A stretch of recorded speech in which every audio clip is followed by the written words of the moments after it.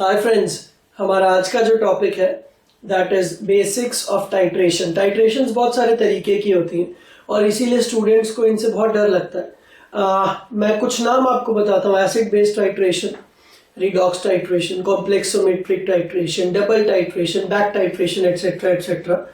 तो आज हम इसको बिल्कुल बेसिक तरीके से समझते हैं ताकि आपका जो डर है टाइट्रेशन के नाम से वो थोड़ा दूर हो। टाइट्रेशन का बेसिक ऑब्जेक्टिव ये होता है to find out the concentration of unknown solution. Let's suppose हम लेबोरेटरी में गए, तो लेबोरेटरी में हमें एक सॉल्यूशन दिया गया that is a solution of oxalic acid. हमारा ऑब्जेक्टिव ये है to find out the molarity mol।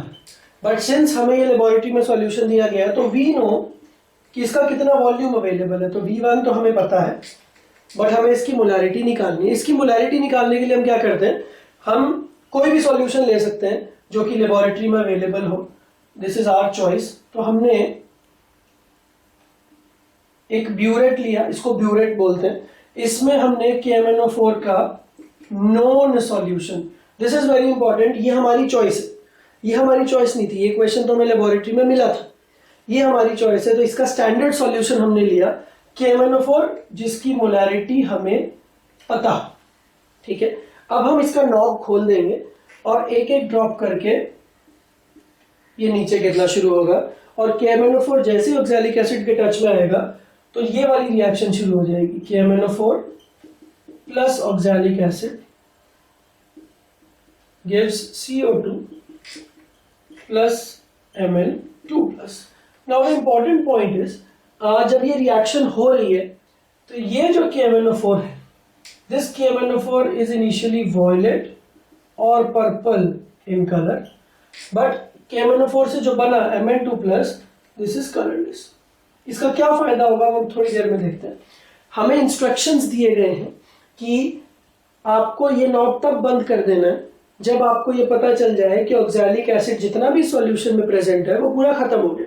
But problem ये है कि हमें पता कैसे चलेगा। जनरली हम लोग इस तरह की टाइट्रेशन, इसको आप रिएक्शन भी बोल सकते हो, this is simply a redox reaction, but since we are using this reaction to find out the unknown molarity, hence we say it as a titration। तो इस तरह की टाइट्रेशन में जनरली हम लोग एक आउटसाइड एजेंट यूज करते हैं जिसको हम इंडिकेटर बोलते हैं। इंडिकेटर का नाम अपने आप में इंडिकेटर क्यों है, because it indicates that the reaction is over. Indicator एक ऐसी चीज होती है जो अपना कलर चेंज करता है और इसका जब कलर चेंज होता है तो हमें पता चल जाता है कि रिएक्शन खत्म हो गई। But we are lucky enough that इस रिएक्शन में हमें बाहर से इंडिकेटर डालने की कोई जरूरत नहीं पड़ेगी, पर हाँ कुछ रिएक्शंस में जरूरत पड़ती भी है। यहाँ पे क्यों नहीं पड़ेगी, because KMnO4 itself is acting as an indicator, इसीलिए हमने इसका नाम भी रखा हुआ है सेल्फ इंडिकेटर। ऐसा क्यों, क्योंकि रिएक्शन से पहले इसका कलर था वॉयलेट और पर्पल, बट रिएक्शन के बाद ये हो गया कलरलेस। तो अब आप इसका मैकेनिज्म समझो। लेट्स सपोज ये सॉल्यूशन है, इसमें ऑक्सैलिक एसिड है, हम ऊपर से एक एक ड्रॉप करके KMnO4 डाल रहे हैं, तो KMnO4 की जो एक ड्रॉप है वो वॉयलेट पर्पलिश कलर की है। तो वो कलर ड्रॉप जैसे ही सॉल्यूशन में जाती है तो सिंस ऑक्सैलिक एसिड यहाँ पे प्रेजेंट है तो वो एक ड्रॉप ऑक्सैलिक एसिड से रिएक्ट करके कलरलेस हो जाती है। तो जो ड्रॉप पहले कलर्ड थी अब वो कलरलेस हो गई। तो जब तक ऑक्सैलिक एसिड यहाँ पे रहेगा तब तक हम एक एक कलर ड्रॉप डालते रहेंगे और वो कलर ड्रॉप कलरलेस होती रहेगी। हमें बस उस टाइम का इंतजार करना है कि जिस मोमेंट पे मैं एक कलर ड्रॉप डालूं और उसका कलर चेंज ना हो, मतलब वो कलर्ड से कलरलेस ना हो। क्योंकि अगर ऐसा हुआ दैट सिंपली टेल्स मी कि हमने KMnO4 का एक ड्रॉप डाला, उसका पर्पल कलर था और जैसे वो सॉल्यूशन के अंदर गिरा वो पर्पल का पर्पल ही रहा, वो चेंज नहीं हुआ। अगर ऑक्सैलिक एसिड होता इस सॉल्यूशन के अंदर बचा होता तो ये पर्पल कलर की बूंद कलरलेस हो जाती। बट सिंस अगर ऑक्सैलिक एसिड नहीं बचा तो ये जो KMnO4 आपने डाला ये तो वेस्ट है, ये तो एक्सेस है।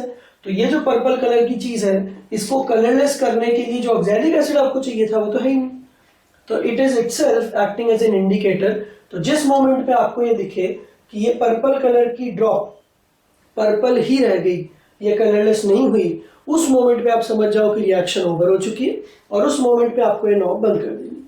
तो बेसिकली मुझे ये पता चल गया कि नॉब को कब बंद करना है। तो जब हमने स्टार्ट किया था, लेट्स सपोज इसका रीडिंग था 100। अब जब हमने ये नॉब बंद किया तो लेट्स सपोज इसका रीडिंग है 75। तो नॉब को ऑन करने से और नॉब को ऑफ करने तक हमें यह पता चल गया कि 25 ml of KMnO4 has been used in completing this reaction। तो यहाँ पे वॉल्यूम V2 हमें पता चल गया। मोलैरिटी हमें इसकी पहले से पता थी because we had chosen this solution.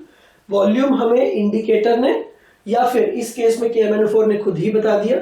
नीचे वाला वॉल्यूम हमें पहले से पता था। मोलैरिटी हमें निकालनी है, दिस वाज आवर ऑब्जेक्टिव।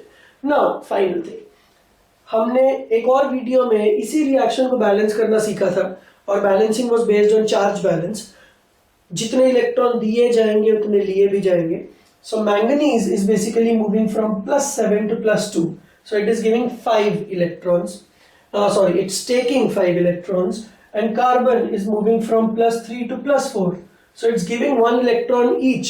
तो हमारे पास कितने कार्बन है यहाँ पे? 2। तो 2 कार्बन मिलके 2 इलेक्ट्रॉन्स दे। तो अगर मैं इसकी बैलेंसिंग करूं तो यहाँ पे तो स्टोइकियोमेट्रिक कोफिशिएंट आ जाएगा 2 और यहाँ पे आ जाएगा 5। लेट्स सपोज इसके मोल्स है N2 और इसके मोल्स है N1। तो simply speaking N2 upon N1 is 2 upon 5. Now as we know that molarity is number of moles by volume, so number of moles become molarity into volume. So N2 is simply M2 into V2, N1 is simply M1 into V1, that gives me 2 by 5. अब आप ये देखिए कि आपको क्या क्या नहीं पता है। आपको M1 नहीं पता है बट आपको V1 पता है, volume of oxalic acid solution. आपको V2 पता है, कितना KMnO4 हमने यूज किया। हमें M2 भी पता है। तो इन तीनों के यूज से we will be able to get the molarity. तो ये सिंपल से टेक्निक्स यूज करके टाइट्रेशन के मैक्सिमम क्वेश्चंस हो सकते हैं। आगे आने वाले वीडियोस में हम बहुत डिटेल में double titration, back titration, acid based titration के बारे में भी डिस्कशन करेंगे। Thank you.